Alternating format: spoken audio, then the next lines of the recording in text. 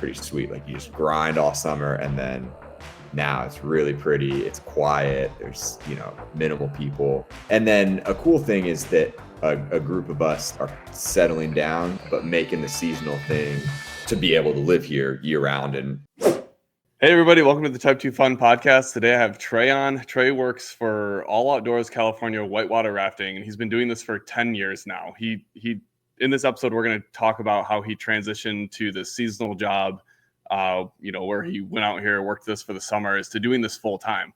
And I'm really excited to dive in and hear about these seasonal jobs and what it takes to go from, starting this out and doing this as like a full-time career. So Trey, how you doing today? Good, man. I'm stoked to be here and excited to talk about rafting and the whole shebang. Yeah, I'm excited too. Like the way I found you is I just was like trolling random rafting companies, and I reached out to one, and they put me in contact with you.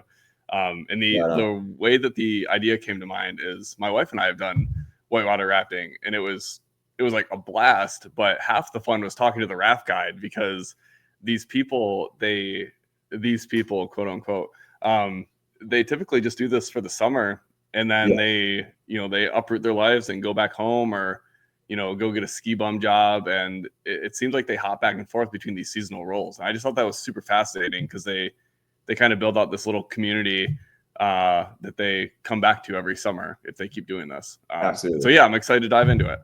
Yeah. So just to start, I kind of gave you a little bit of an introduction, but why don't you tell the listeners a little bit about yourself and, kind of how you got this? Yeah, absolutely. I'm Trey. I work for All Outdoors California Whitewater Rafting. And it's kind of crazy. My buddy and I, that we went to guide school together, and back in May, we looked at each other. We were like, man, this is the first trip of our 10th season. It's like, that's kind of crazy. But yeah, I grew up not too far. I live in Lotus now. That's where the main office and operations center are. And I grew up not too far from here, kind of closer to Sacramento. Kind of would come up occasionally in the summers to do just like family trips and all of that. Kind of like what you were saying, thought rafting was cool, but was kind of fascinated by the guides, and also I was, a little kid, so everything was, these people were super cool. I was like, wow, how do I do that? But grew up outdoorsy, skiing and camping and stuff like that. And then junior year of high school, right before the summer before my junior year of high school, went to guide school, and to be completely honest, didn't really love it. I was kind of a little bit like, I don't really know about this. It took me a couple seasons to really kind of settle in. And, now I'm deep in, obviously, and still really enjoying it. That's really interesting that you said that you started this in high school, because I didn't even think about that. I mean, you're in the off season when you're in the whitewater rafting season when you're out of school. So yeah, is that a pretty common thing for people to just kind of totally. Really? Okay. Yeah. And a lot, I would say a bunch of our staff, is a huge portion of it is like the 18 to 24 kind of college student / post high school or post college, figure out their life or whatever. But yeah, we even have some people that, like teachers, fully, not that, that staff isn't adults, but like more 30s, 40s, like career teachers that come out and guide on the weekends or whatever. So it is kind of a cool, unique industry to be able to do that with.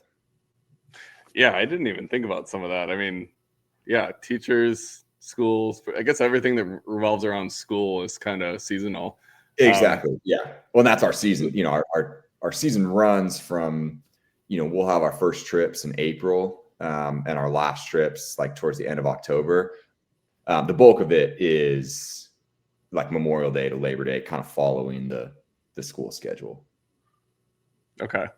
So when did you decide that you wanted to do this? Like, was it just local enough that you had the inkling and you decided to dive in? And then can you kind of tell us what goes into planning this? Because obviously you had to go and get trained to do this. So Yeah. what's the, how long does guide school take and what does that all entail?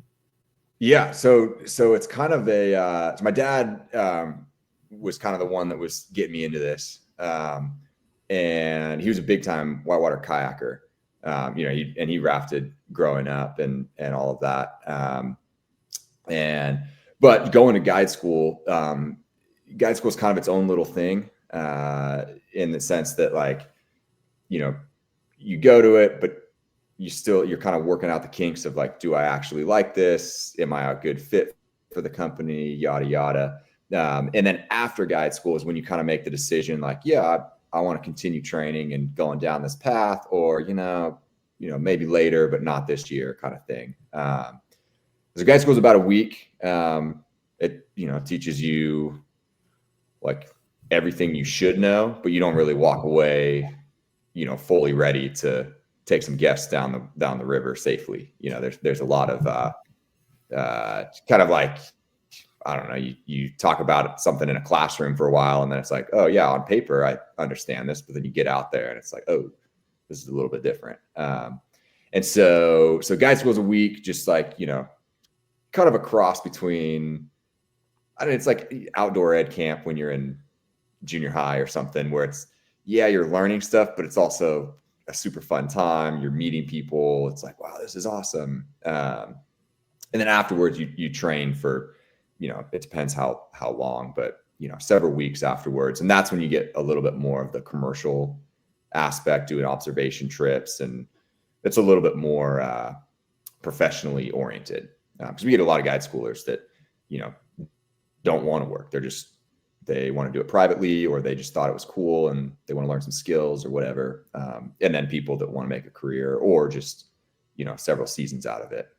So the whole thing, it's like, I would say to get, like, we call it checked off, is about a month of training.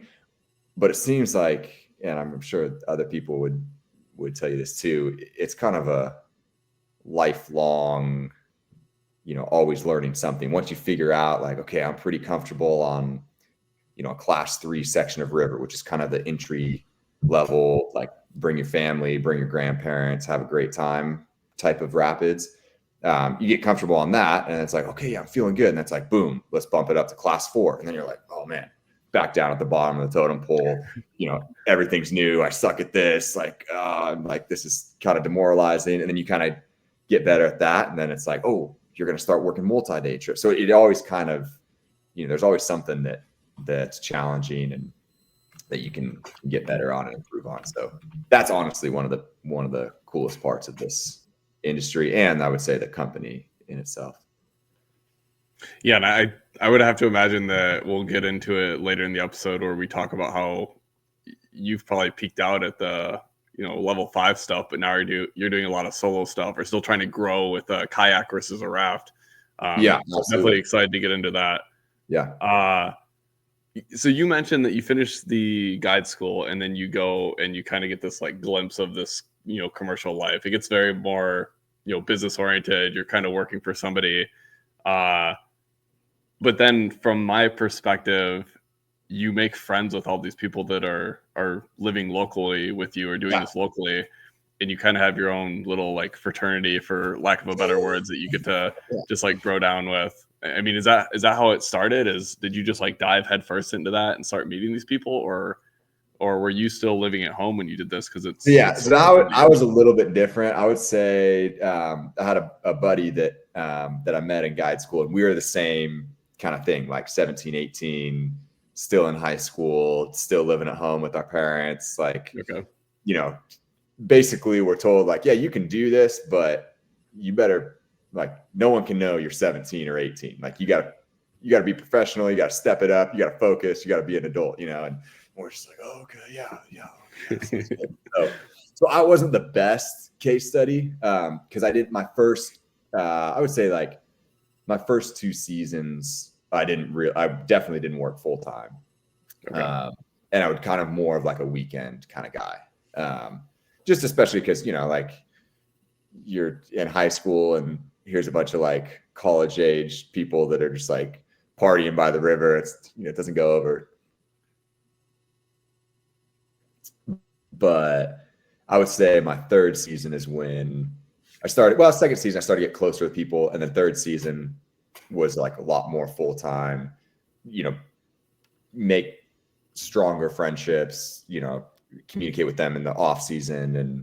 And that I think that's a big part of what then kept me for the long term was that community, because the way it is out here, it's, you know, you work like, you know, you're only on the water with people for, you know, 6 hours or so, but the day is a pretty full day of equipment prep and vehicle prep and food, all of that. And then you got to put it away at the end of the day. So you work a pretty full day, and then you know, drive a mile down the road to where all the guides camp.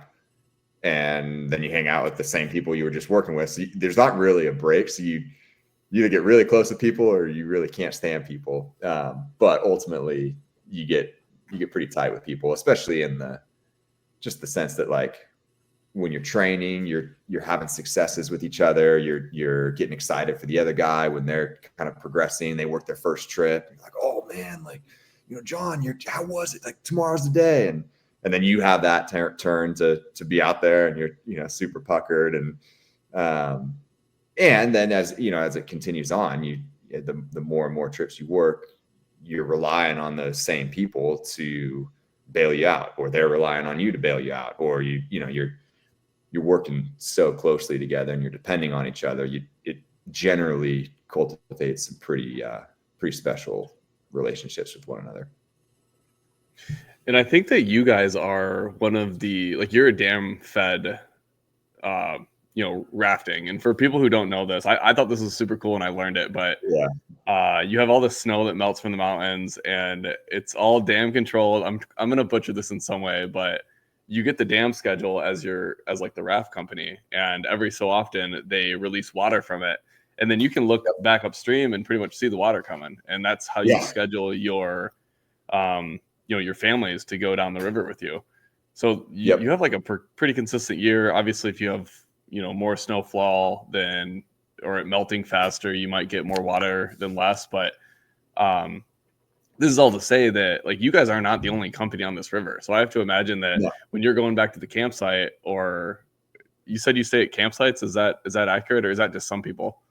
I would say that's our full-time staff, because we have a lot of people that come in from, there's not that many people that grew up locally.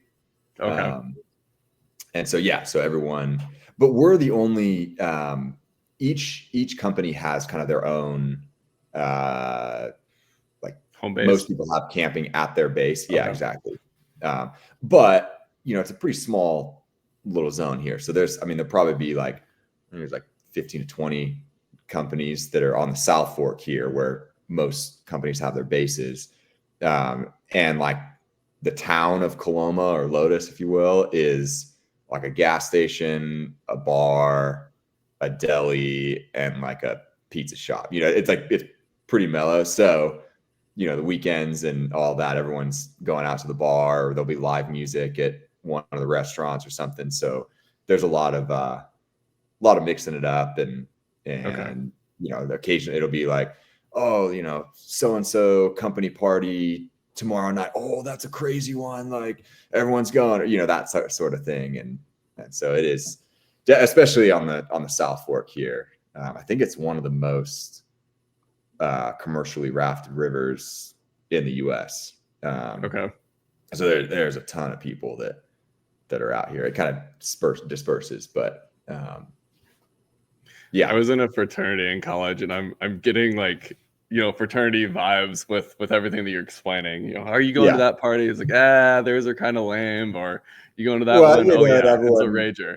Yeah, the different companies kind of, you start, either everyone has that kind of their own personality or their own like niche or whatever, and, you know, different companies get out. It's like, it's kind of stupid, but, you know, it's kind of a fun thing to observe.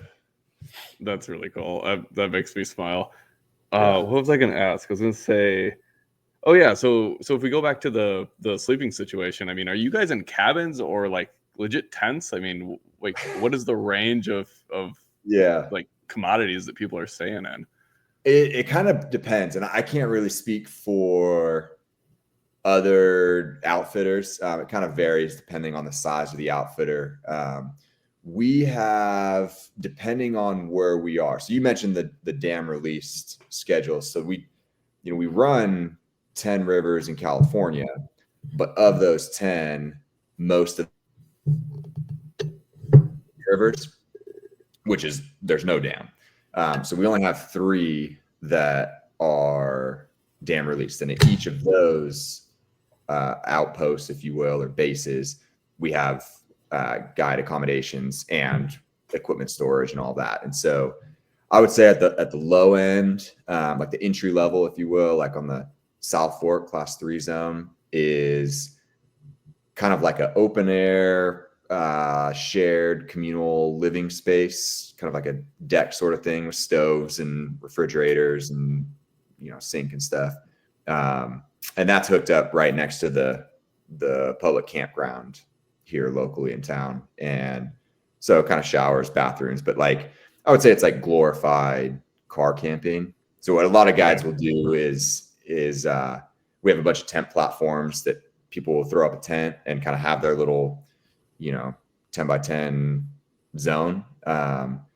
Or a lot of people will have like a some sort of a build out in a pickup truck or Subaru or whatever. My first couple years, I'd had like my car in high school and college was a Jeep Grand Cherokee, like older Grand Cherokee, and I had kind of built with one of my neighbors and my dad, like a sleeping platform with some storage underneath, and so a lot of people kind of have that. And then moving forward, like on some of our other rivers, we have little cabins for the full-time staff, with and then there's showers and stuff. So it kind of varies, but camping is like the expectation that we set, but then most people are pretty stoked on the amenities beyond that. It's not total like true dirt bagging, I would say. Pretty close though. That's great. I didn't know the level of that. So the moment you said camping, I had to kind of dive into that a little bit. Yeah. Well, it is kind of I would say like all the staff will, talk your ear off on how great their setup is and how, this is just, it's perfect. And check out this. And I have all my stuff and then my bed's there. And from the outside, you're like, you got to remind yourself, you're like, yeah, but I do live out of my car. And you're like, but we've done a lot of truck camping. I mean, we lived out of our truck with our puppy for a month, and okay, yeah. The hardest part was just setting up and tearing down every single day. But that's why people either like throw up a tent or if some of the full-time staff's in the cabin. But the thing for me was like I didn't want to like set up and tear down all the time. So if I could just have my bed and then like your roof box with your life jacket and stuff in it, but we're going to this river today. And you're like, great, I'm just going to get in my car and I'm guaranteed that my stuff is here. I may not know where it is, but it is all contained in my vehicle here. Yeah, that was kind of why I talked myself out of getting one of those rooftop tents. I love the look of it and all that stuff, but when you're setting up and tearing down, it's just such a monstrosity. Whether you're on the ground or whether you're up in the air, it's like, unless you have, we've since upgraded for our recreation to one of those cab over campers, and that's great. You park and get in the back, and there's all your stuff. This is pretty sweet. We got a pop up right now because we got 2 kids, and the tent is just not doing it much longer. I think you can actually, if you're on camera, this bag right here is our old tent. It's like a 45-pound. Oh, jeez. It sits in the bed of the truck, and you have to like set it kitty corner, otherwise you can't close the tailgate. But it's designed so that it's called an OZ tent, and it's designed so that you can set it up within they say 45 seconds, and they're not too wrong. So when we were setting and tearing down every day, it was heavy, but we were always right next to the truck, and it worked out great for us. Yeah. But now we got the pop up, and that takes a little bit of time, but it's much more roomy for the kids. Yeah. have some more space. Yeah. Okay, so now I wanna kind of transition over to the seasonal aspect of this. So I don't know, like, how many people do you have working full time here, and then what is it like when these people actually end the season and just like boogie it out of there? And aside from the teachers or the people going back to school, like, what are the people, maybe in the 25 to 30 year range? Like, where are they going? What other jobs do they have for the rest of the year? It really varies, Tyler. It's at one point, this is super abstract, but at one point there's a big crew that was working for a company that made fake snow for like they had a contract at Disneyland, like for the Frozen exhibit a while back, and this company would just make fake snow, and it was like crazy hours, or like Times Square, fake snow falling from the sky as the Christmas trees being lit, whatever. Anyway, so long story short, there's a big crew of our staff that was doing that for a while, and so that was kind of an abstract thing. But a more, we've had people that travel. We have a whole bunch of our staff, especially in that range, will go travel. Now, about this time of year is when we start kind of reaching out, checking in with people. And a lot of people are like, oh yeah, I'm in New Zealand with like, a couple of buddies and we're cruising around, or like, oh, I'm bike packing in South America or whatever. So I would say like, it really varies. There's travelers, there's, a lot of people do the ski thing. So either, coach or ski instruct or, lift operations, and that sort of thing. So it really kind of varies. But generally I would say the average, like for a true seasonal staff person that's not going back to school, they're doing like, go till about September-ish, October-ish with us, have about a month of kind of shoulder season, and then roll into like either chasing summer down in South America or moving into the winter thing in Tahoe or Colorado or whatever. If they're going down to South America, I bet they just find like a tourist seasonal job down there. So there was for a while there's a rafting outfitter called Bio Expeditions, and we would partner with them to do some trips. And so that kind of died off for about 10 or 15 years, and then a couple of good friends of mine just fired that back up about maybe 2 or 3 years ago. So they go down there and guide on the Futalefu River. We've had guides go down to Costa Rica and raft guide. And so, yeah, again, there's a crew of a couple guys on the staff this year that went out to Africa to kayak the Zambezi before it gets dammed. So it's kind of a combination of like working, but also, getting their jollies down in a cool place and in the whitewater scene. Yeah, like this is the type of things that I like to talk about in this show. It's just like I'm getting to learn so many cool things I didn't even know. Like that makes total sense. Just going down below the equator and just doing the same thing for the other side of the world. Uh-huh. Does it just become like a total ghost town when they head out there? And like, is it lonely? Do you keep in touch with these people? What's that like? It is a little sparse. Yeah. At first it was kind of like, I think when you're deep in the seasonal deal and you're one of the last people to leave, or when it's like, in my case, like, the first, season or two of year round work, there's kind of like, oh man, like, what do we do?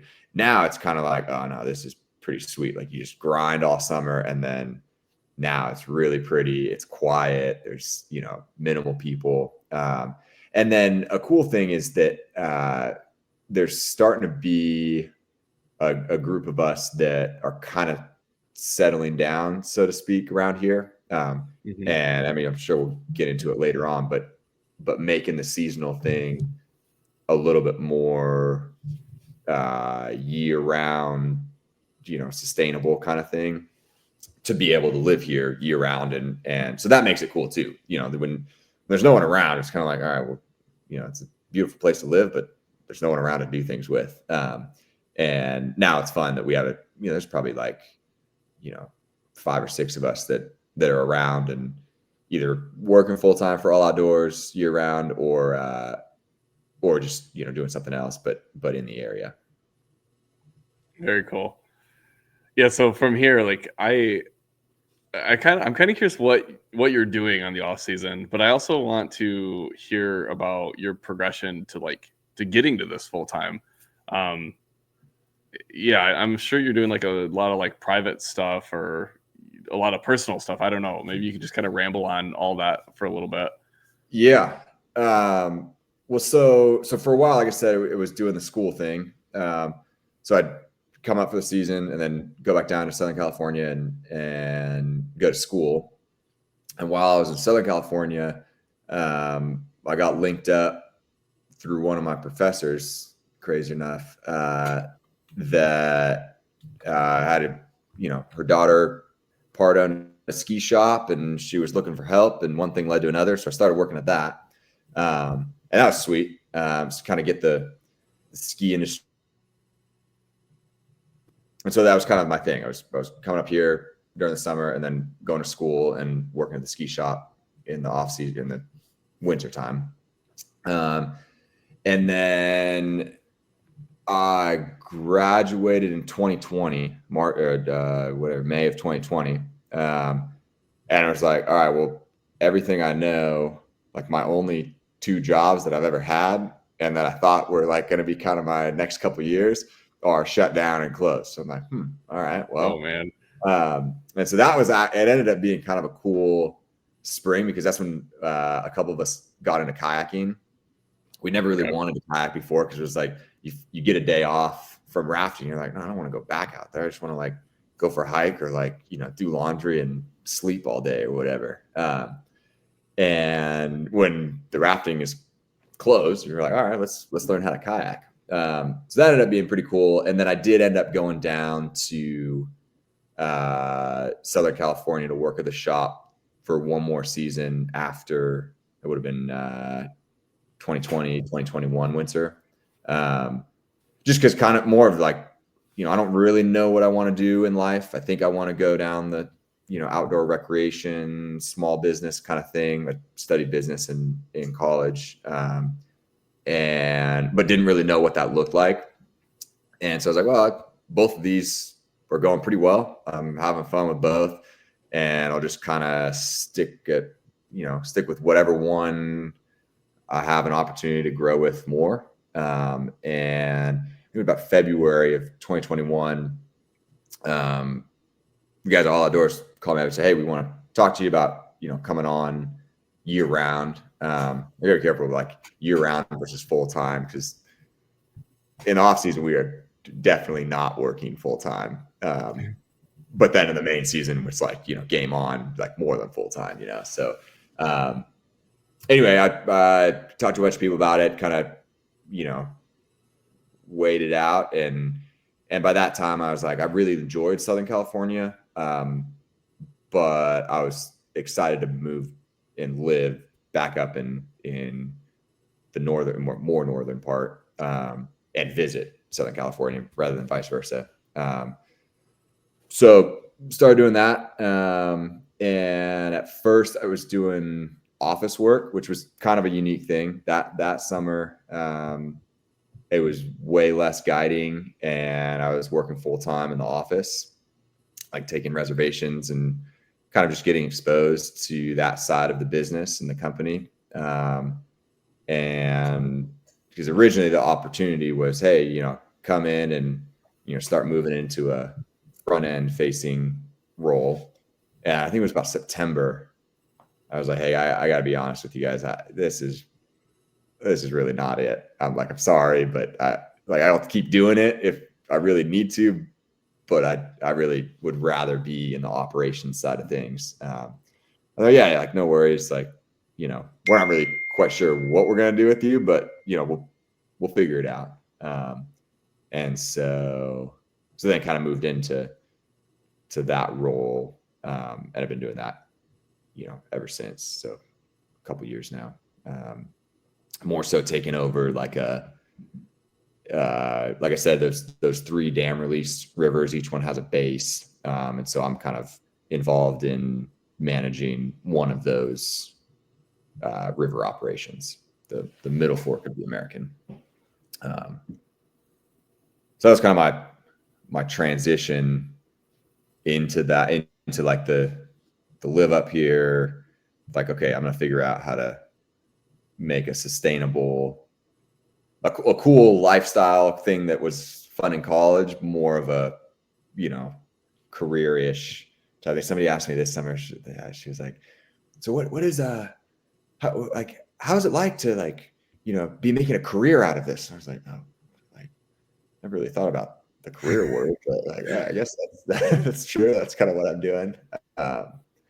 And so it's kind of morphed, we've morphed in the company to be, each of those river operations, that the person in charge of that doesn't necessarily do all of the maintenance work and the prep, but is, overseeing it. So you're responsible for vehicles, responsible for, getting the facilities, the guide housing going, the staff in some degree kind of recruited and all of that.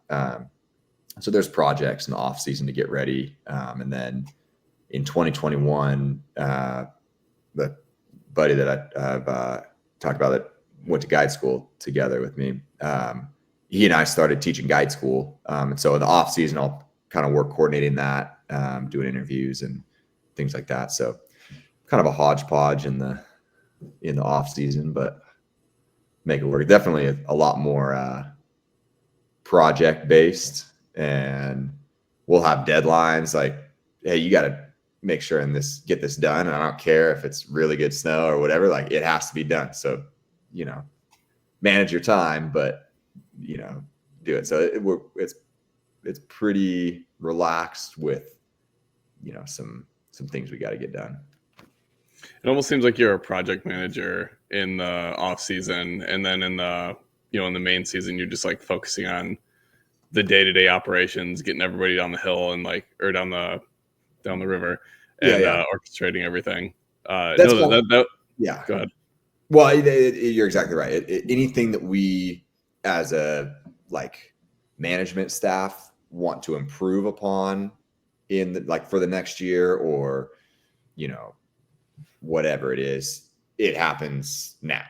And so, because like you said, the main season is there's plenty of variables and things to deal with just to keep the day going, that to develop a new training program is not going to happen in the middle of June. It's going to happen in February when we're working on things and getting stuff ready, and then it's like, oh, let's implement this year. But trying to change something mid-season is just, it never works.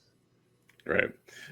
So I want to go into progression now, because you said that you've mastered level 3, 4, 5. Now you're actually training for guide school. You got into kayaking, and then you also mentioned multiple day trips. So maybe you can kind of give me the lay of the land of how you move throughout all these, and I don't know, maybe what even makes it unique if you're doing a multi-day trip versus a single day.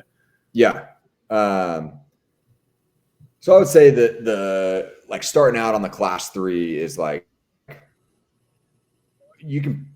it's all, and then for listeners that aren't really familiar, that it's class 1 to 5 is the rating scale, and then class 6 is unrunnable, whatever. Okay. Class 1 is moving current, but no whitewater. So class 3, not super high consequences. Be good to have, a guide, somebody that knows what's going on to help you, but you can get away with a lot on a class 3 river. And then the jump between, just on the whitewater side of things, the jump between class 3 and class 4 is fairly significant, especially in California. California is a really neat area to raft and kayak and engage with whitewater activities because of the topography of the Western Sierras. It's pretty the foothills are pretty mellow. And so there's a whole bunch of like, 6 or 9 to like 18 or 20 mile whitewater stretches that you can do in a day, or you can stretch out to 2 or 3 days, versus like going out to Utah or Colorado or even like Idaho or whatever, in order to get those whitewater stretches, it's moved out to like 4, 5, 6 day trips. Wow. Because there's so much space in the between the rapids and all that, and just the topography is different. So that's kind of a cool thing. But learning on the Class 3 is a great training grounds. You start to do that, and as you're progressing in your whitewater skills, a lot of people want to jump into this. It's like, oh yeah, like adrenaline, like whitewater, let's get after it. And we're constantly on the company side trying to, as people are progressing in their whitewater skills, progress them in their being a well-rounded guide skills. So not being a river guide, but being a guide. And that's interpersonal skills. That's understanding how to cook for people, customer service, figuring out, a lot of people sign up for a rafting trip and they're trying to, they don't really know what they're looking for. Like, they know what they're looking for out of their day, but they can't really articulate it.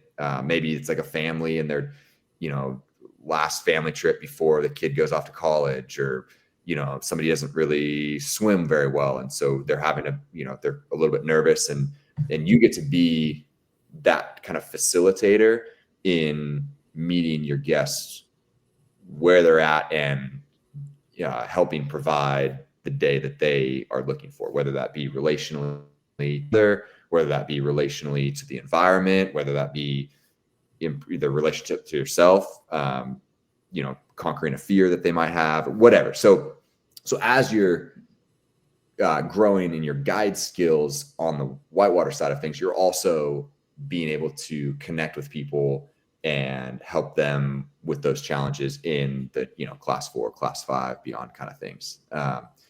And so in that, like you were saying, so that, we do Class 3, like single day trip, pretty mellow, like not that long with people. They're having a good time, whatever. On a multi-day trip, you're with those people for a lot longer. And so you're expected to have a little bit more whitewater skills, but you're also expected to have the skills to communicate effectively with your guests. Because you'd like to think that, higher classification of river, okay, like more competent guests. But that's not really how it goes. There's people that are, don't really know how to swim on Class 4 rivers all the time.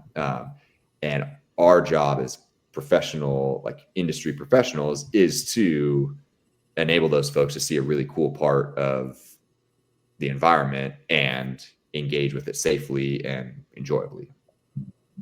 And then you have to take them camping and stuff too. So you're really on for multiple days. You have to be accommodating for people. Yep, their bed, their food, their everything. Yeah, and some people have never really camped before, and then here we are. We, on those trips, on those multi-day trips, there'll be the guest rafts that are just the same as if you were on a single day trip, and then there'll be another guide. Big the trip is in boats by themselves with all of the equipment. So like stoves, everyone, all the guests get a dry bag with all their clothes and sleeping bags and stuff, all the food, all that. So it's honestly a pretty cool. If you've never done it before, a multi-day rafting trip is pretty epic, because it's like backpacking, because you're in the wilderness and you're, like there's no one around, there's no cell service, but you have this giant 18-foot raft that you just load the heck out of. And, you're eating steak for dinner, you're, making brownies in the Dutch oven, you're, eggs and sausage for breakfast. Like it's pretty sweet, because you can bring a bunch of stuff. People sometimes bring little portable air mattress. You can have a lot of amenities, but all that to say, it's a really neat time for people to just like disconnect and just be present in in the wilderness in a really cool place with the people that came with them. And you as the guide get to be the person kind of facilitating that and meeting them wherever they are. I love that. I really like the way you painted that. We're big campers, so yeah. Haven't done a lot of backpacking, but we did do a lot of truck camping, and that's great because you get to carry so much with you, and you have many rafts, so you get to carry a lot of stuff with you too.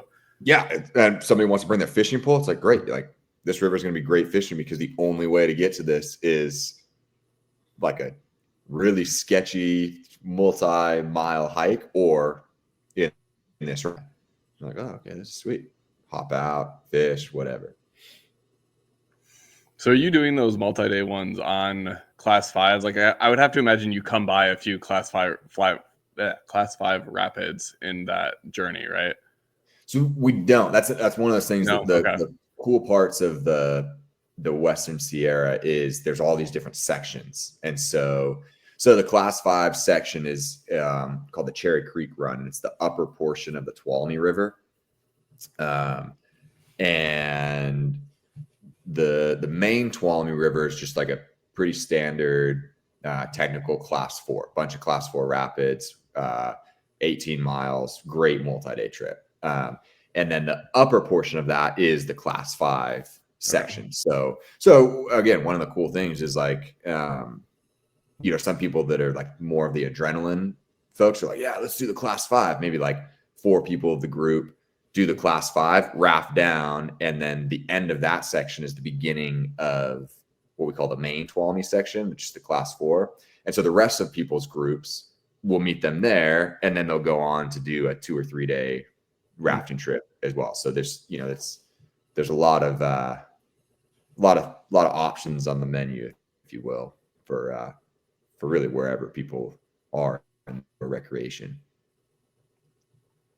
And then I guess the last aspect of this is like, where does kayaking fall in with all this? Is that just for your own personal stuff, or are you actually, I don't know, taking people out to enjoy that?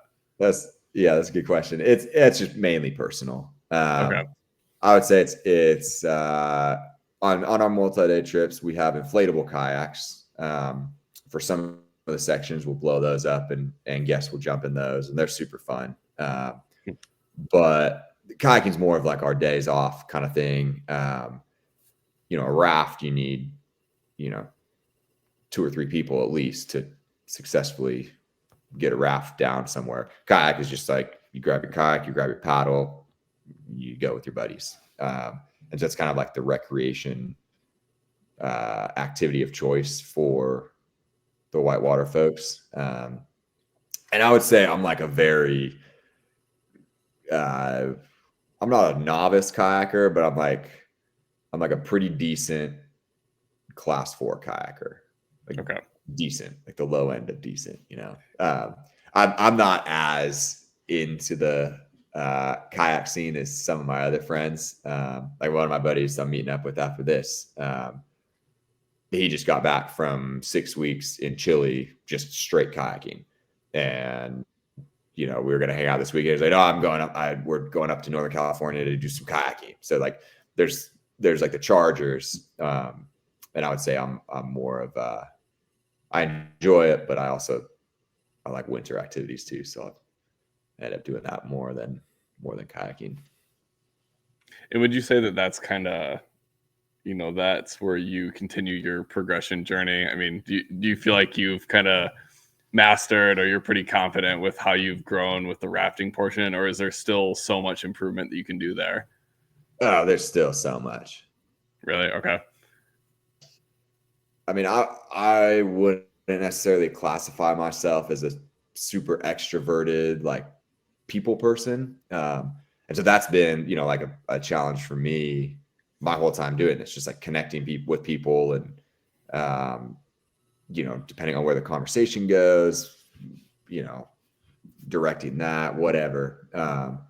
And so just like the customer service aspect of it is always, no one's the same. And you might have like nailed it on one trip, and then you show up to work the next day and you're like, wow, these people are a challenge. Like how do I discuss, like, how do I talk with them? Like, what, like, they don't even really care that I'm here, whatever. So like everything's different.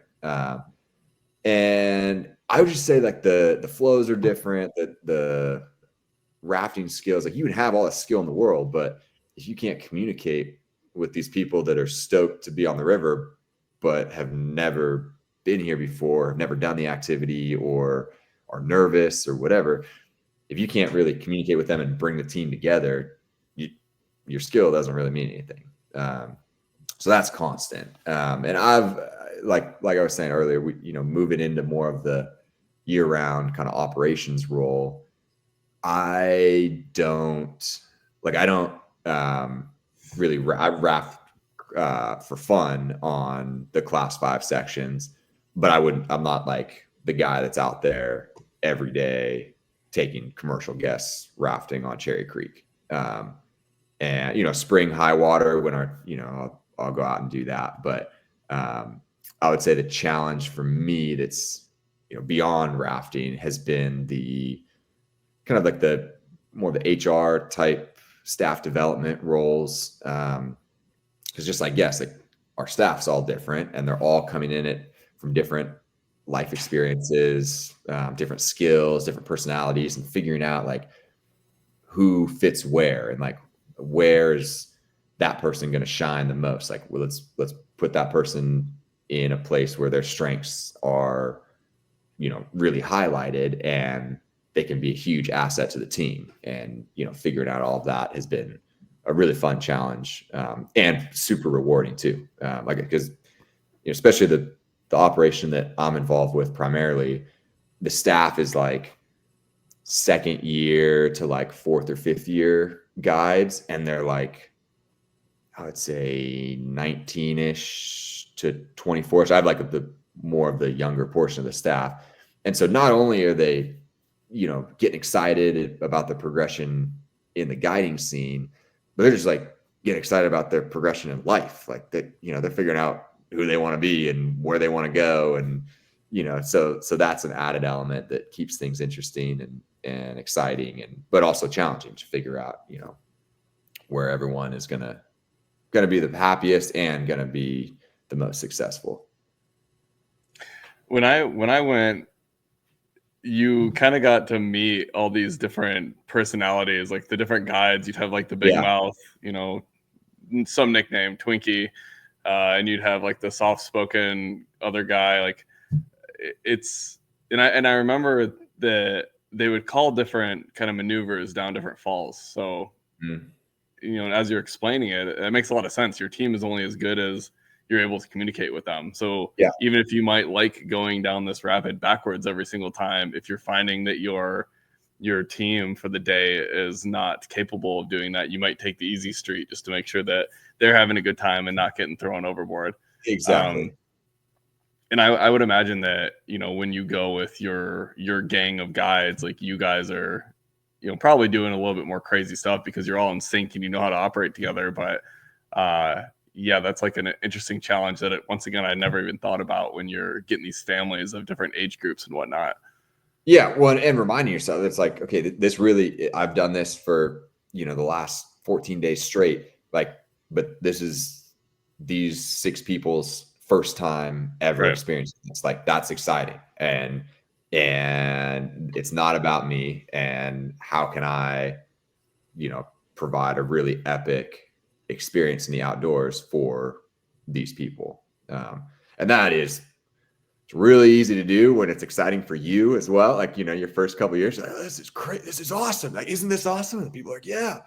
But, you start going like 6, 7 years in, you're like, all right, I've been down this river like, hundreds of times. Like, but how do I continue to make it interesting for these people and pull out all the stops just like I did yesterday, and it is pretty challenging. That it's a good challenge. I like that. Is there anything that you want to kind of recap on everything that we talked about? I always leave time for stories at the end of the episode, and I want to kind of allow you to tell some of those, but I think we covered a lot and a whole journey about rafting. So I want to give you an opportunity to go back to anything that we may have stepped over. I mean, I think, yeah, like you said, we covered a lot. I think there's kind of an endless amount of things that you could go into. But yeah, I just think I would say it's one of the few, like, rafting is one of the few like outdoor activities, adventure sports or whatever, that is so team focused and kind of other oriented. Not only with, I mean, you're in a boat with, 6 or 7 or 8 people, and you're all kind of like working together as a team. You're not doing that when you're kayaking. You're not doing that when you're skiing. You go skiing with your buddies, but you're still like, you got your own skis strapped onto you, and Right.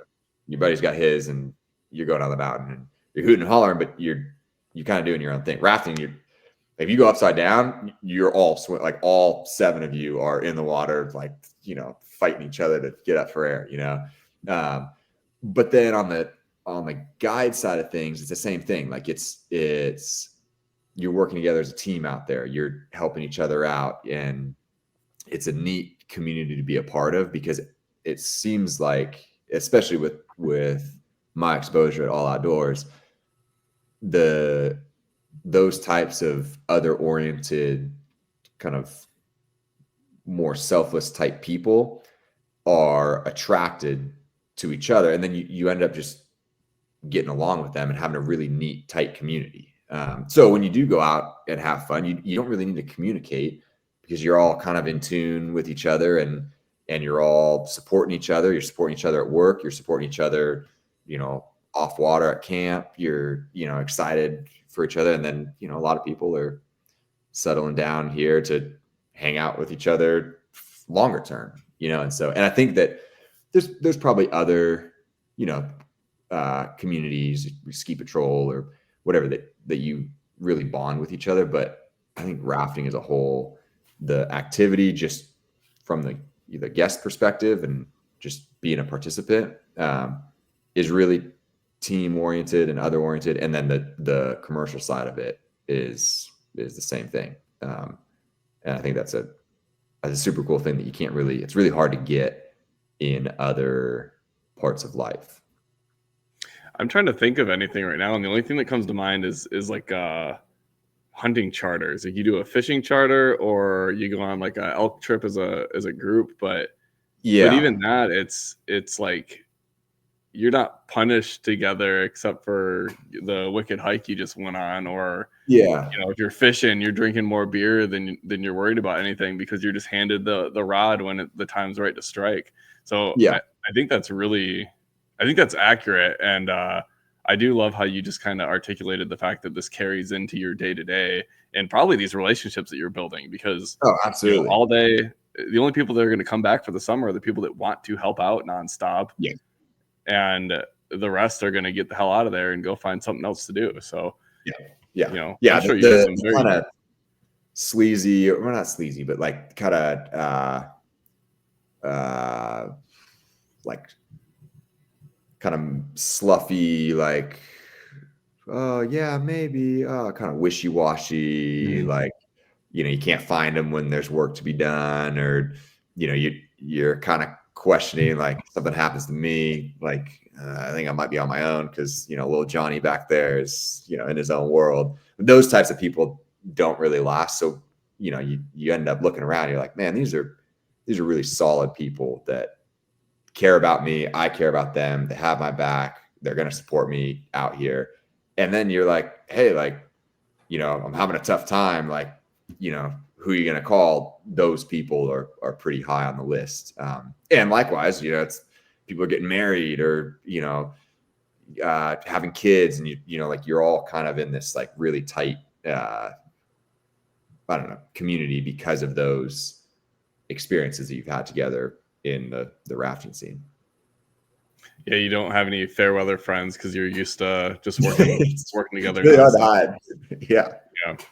And that's something that I'm finding with all these different guests I have on, because I have people from all different sports, and like, if you have a buddy that's super into mountain biking, you're going to be pretty close with them because you guys struggle together. But I think you're definitely drawn on something where there's a whole nother team aspect to the rafting thing than other sports. Yeah, but I mean, like you said, the outdoor activity itself, whether it be skiing, mountain biking, snowmobiling, rafting, whatever, it's fun. But there's in all of those things, there's the element of like, oh man, like the boat's stuck up there 20 yards on a rock and everyone's down here. How are we going to get it off? Or like it popped. What are we going to do? Oh, you got a flat tire. Oh, your snowmobile broke down. Oh, like, you know, you lost a ski and that, like, there's that element of like problem solving and kind of teamwork that just happens organically. And there's no other option. Like you can't choose to figure it out or not. It's like, no, there is no other option. I have to make a decision here, and here's my people, and we're gonna figure something out. And like you said, it's really hard to find another environment where that happens, and it happens so continuously. You know, it's constant. I think that's a perfect transition. So like, tell us about some of these stories where things went wrong, right? A type 2 fun story that you have where you're out on the water. I don't know. I'm sure you have a million. It's kind of hard. It's always like one of those things where you start saying it and then you end and you're like, everyone just kind of looks at you and like, oh, that was cool. You're like, oh yeah, like you didn't really understand because like you're like, it doesn't make sense to somebody. But there's a variety. I would say the initial things are like when it gets dark or something and you're like, all right, well, we made a poor decision like 4 hours ago to either put on. Right now there's a time we put on, and my dad was like, yeah, it's like, so occasionally the backstory is like, you with the dam releases, if we have a big snowpack, it's still higher water, even though there's reservoirs upstream. They have to release water because there's so much coming in from the mountains. But once that dies off, it just mellow flows every day. Well, sometimes in